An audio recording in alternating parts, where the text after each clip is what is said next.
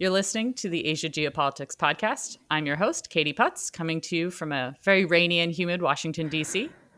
And this is your co-host, Ankit Panda, coming to you from the Catskill Mountains in upstate New York, where it is also quite rainy today, Katie. Well, we have I guess, a moody topic, maybe. Today, dear listeners, we are going to be discussing Bangladesh and what's been happening in Bangladesh over the last month or so and the geopolitical consequences and context for that.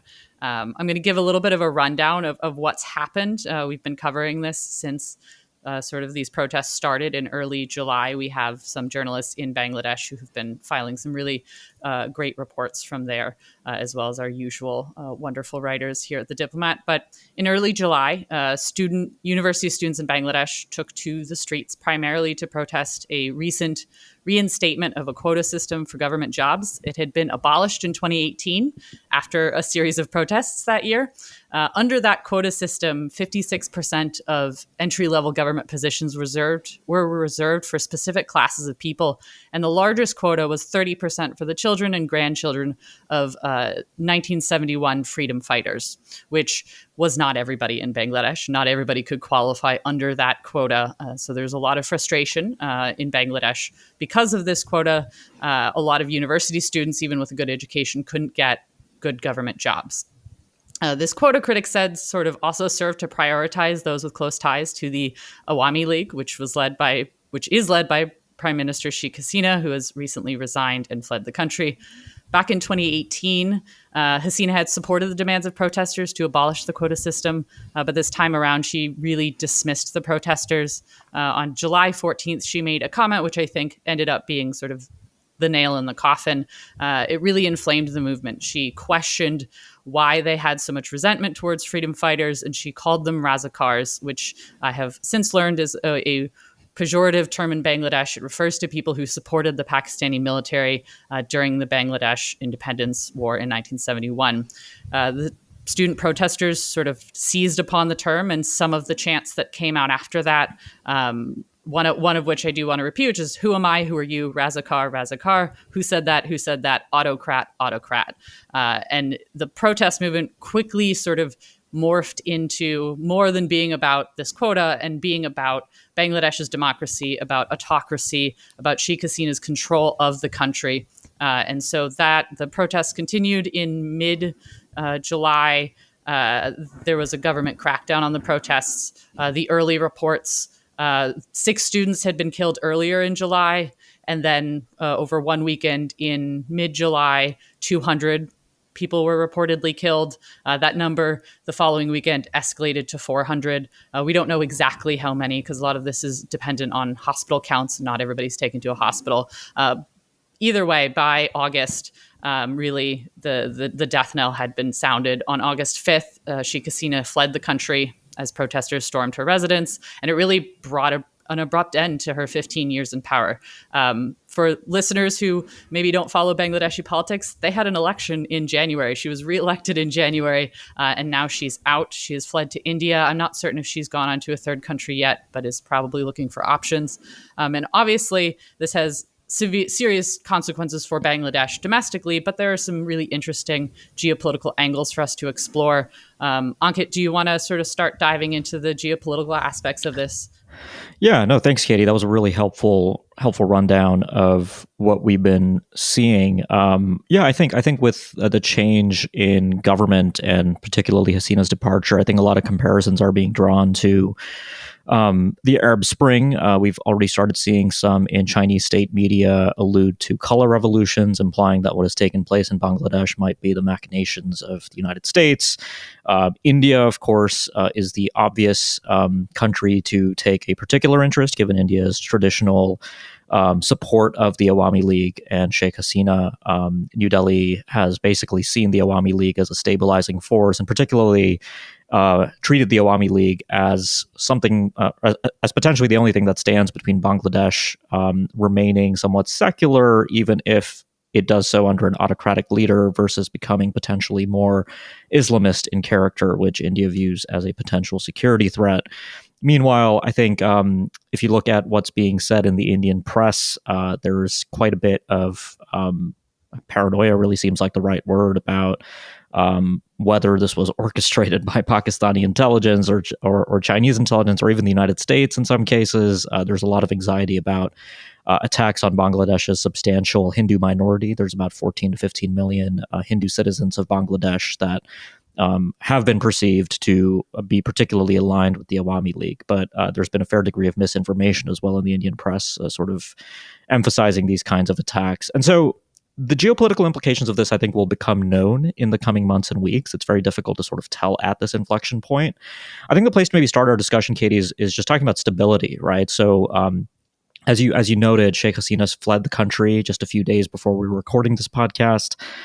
Muhammad Yunus, the Nobel laureate who made a bit of an enemy of himself with Sheikh Hasina, has now returned to Bangladesh. He was apparently at the Olympics, but he's widely regarded as one of Bangladesh's most cherished kind of figures. I mean, for his role in alleviating poverty in the country by innovating microlending in particular. But Yunus has already emphasized that his chief goal is to unite the country, to project an image of stability, stability to India, to China, to the world at large. Whether he can do that, it might be too early to say, but I think one of the more encouraging factors at this point, at least, appears to be the fact that the Bangladeshi military supports Yunus, and there is a cooperative relationship there. The big question mark is how will supporters of the Awami League and potentially Hasina and her son, who is increasingly taking a more prominent role, potentially affect these dynamics. So Bangladesh might not be out of the woods just yet, but I think broadly we are looking at a new start for the country that is going to have implications for many of the countries I just named. Yeah, I mean, there's definitely as these events were unfolding in July, there was a lot of conversation already about the wider implications of what was happening in Bangladesh. For example, India, China, both sort of said this is an internal matter, which is very classic diplomatic language for "don't ask me about it until something has happened that I can say something about." But I think India's perceived backing of Hasina has generated some of that ill will. At the same time, interestingly, in early July, Sheikh Hasina was on a trip to China when she actually returned to Bangladesh early. At the time, reporting said that she was actually upset Beijing was failing to deliver sort of financial support that she was seeking. So there was some tension in that relationship. But you're absolutely right. Both India, China are taking a cautious sort of approach. For China in particular, there's both sort of peril and promise, as one of our authors wrote it in a recent article. There's an opportunity here for China to have more influence over whatever government comes about in Bangladesh after this point. But there's also the same kind of perils that India sees in the the possibility of a more Islamist forward government. And then I think we also maybe need to touch on the Awami League and the Bangladesh Nationalist Party for a very long time sort of traded power back and forth and have different styles, but both of which are a little bit autocratic. And so it seems from at least reporting that's talking to protesters and protest leaders, they're not really interested in either of these parties having power again. Now, of course, these parties want to have power again, so we'll see how that unfolds. But there's an opportunity here for something new to emerge in Bangladesh. But again, how that comes about is unclear. There is an interim government. I think it's like a panel of 17. Muhammad Yunus was sworn in sort of shortly before we recorded this as the head of that. It's unclear how long that will last for. I think obvious reasons. The BNP really wants there to be new elections within 3 months because they're the only organized political force really in the country. And so it's an opportunity for them. The protesters want this transition period to last longer. So we'll see what they ultimately decide. And I think that does provide space for influence, some of which we're seeing in sort of Indian media and Chinese media, sort of trying to adjust what the narrative of these protests are.